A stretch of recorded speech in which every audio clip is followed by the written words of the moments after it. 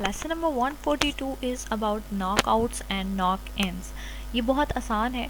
Knockouts basically in simplest words आप कह सकते हैं कि जीन इन डिलीशन को नॉकआउट कहते हैं, कि अगर कोई जीन या जीन का कोई पार्ट, कुछ सीक्वेंसेस एक क्रोमोसोम से रिमूव कर दिए जाते हैं तो उसको हम कहते हैं कि वो जीन नॉकआउट हो गई है।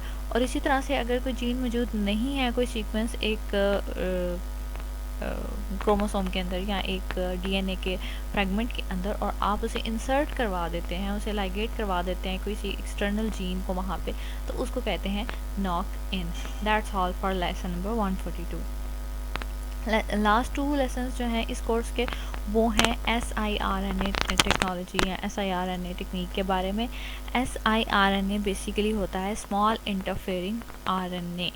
ये RNA का एक टुकड़ा होता है जो कि RNA आपको पता है सिंगल स्ट्रैंडेड होता है, लेकिन ये जो siRNA है ये बेसिकली थोड़ा सा कर्व होकर तो एक डुप्लेक्स की फॉर्म में प्रेजेंट होता है, और ये आरएनए का डुप्लेक्स कंबाइन हो जाता है एक प्रोटीन के साथ, और फिर ये जो टोटल एक मिक्सचर बनता है, एक मॉलिक्यूल बनता है, ये अटैच हो जाता है मैसेंजर आरएनए के साथ।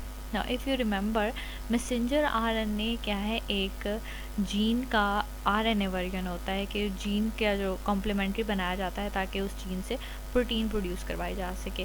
अब उस मैसेंजर आरएनए के साथ आके तो siRNA अटैच हो गया, तो जब siRNA उसके साथ अटैच हो जाता है तो वो फिर उसको रोक देता है प्रोटीन बनाने से, फिर उस मैसेंजर आरएनए की मदद से प्रोटीन नहीं बन सकती और उसकी एक्सप्रेशन रुक जाती है।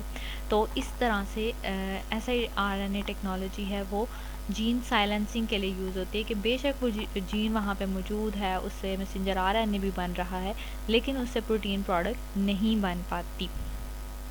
और क्योंकि ये सिर्फ एक शॉर्ट टर्म साइलेंसिंग होती है, ऐसा नहीं होता कि वो जीन वहाँ से निकाल दी जाए, जीन डिलीशन हो जाए, तो इस टेक्निक को नॉक डाउन टेक्निक भी कहा जाता है। Knock out is completely deleting the gene and knock down is silencing the gene for a short term.